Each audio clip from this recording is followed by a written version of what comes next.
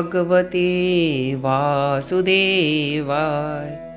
अथ तृतीयोऽध्यायः। अर्जुन उवाच जायसि चेत् कर्मणस्ते मता बुद्धिर्जनार्दन तत्किं कर्मणि घोरे मां नियोजयसि केशव। व्यामिश्रेणेव वाक्येन बुद्धिं मोहयसीव मे तदेकं वद निश्चित्य येन श्रेयोऽहमाप्नुयाम्। श्रीभगवानुवाच लोकेऽस्मिन् द्विविधा निष्ठा पुरा प्रोक्ता मया नघ। ज्ञानयोगेन सांख्यानां कर्मयोगेन योगिनां।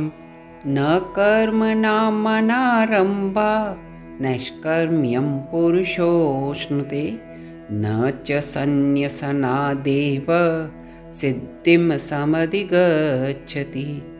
न हि कश्चित् क्षणमपि जातु तिष्ठत्यकर्मकृत् कार्यते हि अवशः कर्म सर्वः प्रकृतिजैर्गुणे। कर्मेन्द्रियाणि संयम्य य आस्ते मनसा स्मरन् इन्द्रियार्थान् विमूढात्मा मिथ्याचारः स उच्यते। यस्त्विन्द्रियाणि मनसा नियम्यारभतेऽर्जुन कर्मेन्द्रियैः कर्मयोगम् असक्तः स विशिष्यते। नियतं कुरु कर्म त्वं कर्म ज्यायो ह्यकर्मणः शरीरयात्रापि च ते न प्रसिद्ध्येत कर्मणः। यज्ञार्थात् कर्मणोऽन्यत्र लोकोऽयं कर्मबन्धनः तदर्थं कर्म कौन्तेय मुक्तसङ्गः समाचर। सह यज्ञः प्रजाः सृष्ट्वा पुरोवाच प्रजापतिः अनेन प्रस्विष्यध्वमेषवोस्त्विष्टकामधुक्। देवान् भावयतानेन ते देवा भावयन्तु वः परस्परं भावयन्तः श्रेयःपरमवाप्स्यथ। इष्टान् भोगान् हि वो देवा दास्यन्ते यज्ञभावितः तैर्दत्तान् प्रदायेभ्यो यो भुक्तेस्तेन एव सः।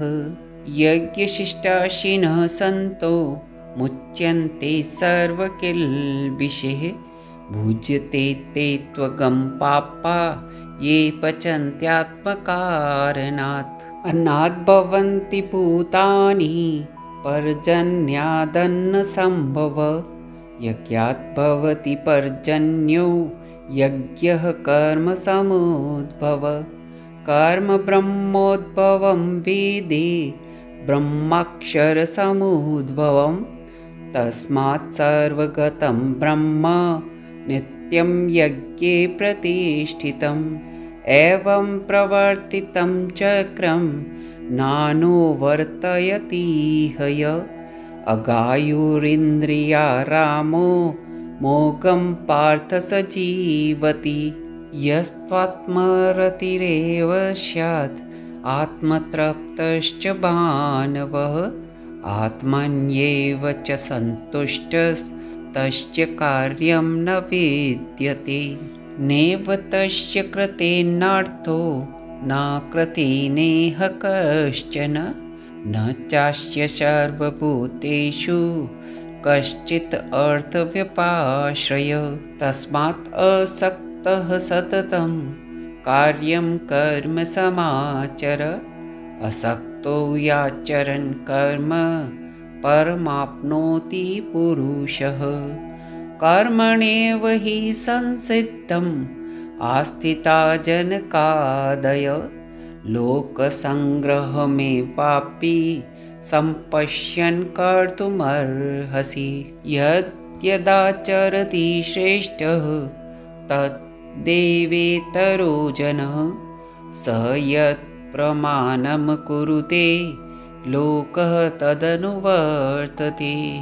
न मे पार्थास्ति कर्तव्यं त्रिषु लोकेषु किञ्चन, नानवाप्तमवाप्तव्यं वर्त एव च कर्मणि।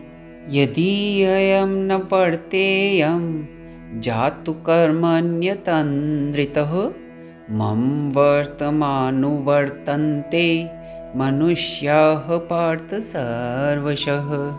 उत्सीदेयुरिमे लोका न कुर्यां कर्म चेदहं, शङ्करस्य च कर्ता स्याम् उपहन्यामि महाप्रजा। सक्ताः कर्मण्य विद्वांसो यथा कुर्वन्ति भारत, कुर्यात् विद्वान् तथा सक्तश्चिकीर्षुलोकसङ्ग्रहं। न बुद्धिभेदं जन्येत अज्ञानां कर्मसङ्गिनां, जोषयेत् सर्वकर्माणि विद्वान् युक्तसमाचरन्। प्रकृतेः क्रियमाणानि गुणैः कर्माणि सर्वशः, अहङ्कारविमूढात्मा कर्ता अहमिति मन्यते। तत्त्ववितु महाबाहो गुणकर्मविभागयो, गुणागुणेषु वर्तन्त इति मत्वा न सज्जते। प्रकृतेर्गुणसम्मूढा सज्जन्ते गुणकर्मसु, तान् कृत्स्नविदुर्मन्दान् कृत्स्नं विन्न विचालयेत्। मयि सर्वाणि कर्माणि सन्न्यस्याध्यात्मचेतसा, निराशीर्निर्ममो भूत्वा युध्यस्व विगतज्वरः। ये मे मतमिदं नित्यम् अनुतिष्ठन्ति मानवा, श्रद्धावन्तो न सूयन्तो मुच्यन्ते तेऽपि कर्मभिः। ये त्वेतदभ्यसूयन्तो नानुतिष्ठन्ति मे मतं, सर्वज्ञानविमूढांस्तान् विद्धि नष्टान् चेतसः। सदृशं चेष्टते स्वस्य प्रकृतेर्ज्ञानवानपि, प्रकृतिं यान्ति भूतानि निग्रह किं करिष्यति। इन्द्रियस्येन्द्रियस्यार्थे रागद्वेषो व्यवस्थितो, तयोर्न वशमागच्छेतो ह्यस्य परिपन्थिनो। श्रेयान् स्वधर्मो विगुणः परधर्मात् स्वनुष्ठितात्, स्वधर्मे निधनं श्रेय परधर्मो भयावह। अर्जुन उवाच अथ केन प्रयुक्तोऽयं पापं चरति पुरुषः, अनिच्छन्न अपि वार्ष्णेय बलादीव नियोजितः। श्रीभगवानुवाच काम एष क्रोध एष रजोगुणसमुद्भव, महाशनो महापाप्मा विद्येनम इह वैरिणम्। धूमेनाव्रियते वह्निर्यथादर्शो मलेन च, यथोल्बेनावृतो गर्भस्तथा तेनेदमावृतम्। आवृतं ज्ञानमेतेन ज्ञानिनो नित्यवैरिणा, कामरूपेण कौन्तेय दुष्पूरेणानलेन च।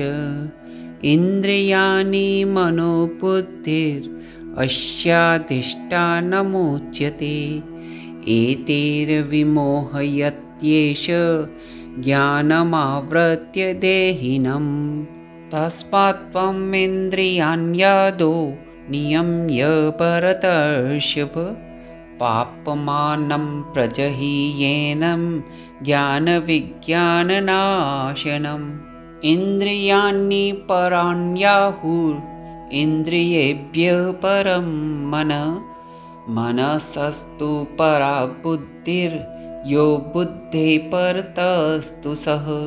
एवं बुद्धे परं बुद्ध्वा संस्तभ्यात्मानमात्मना जहि शत्रुं महाबाहो कामरूपं दुरासदम्। ओम तत्सत् इति श्रीमद्भगवद्गीतासु उपनिषत्सु ब्रह्मविद्यायां योगशास्त्रे श्रीकृष्णार्जुन संवादे कर्मयोगो नाम तृतीयोऽध्यायः। श्रीकृष्णार्पणस्तु।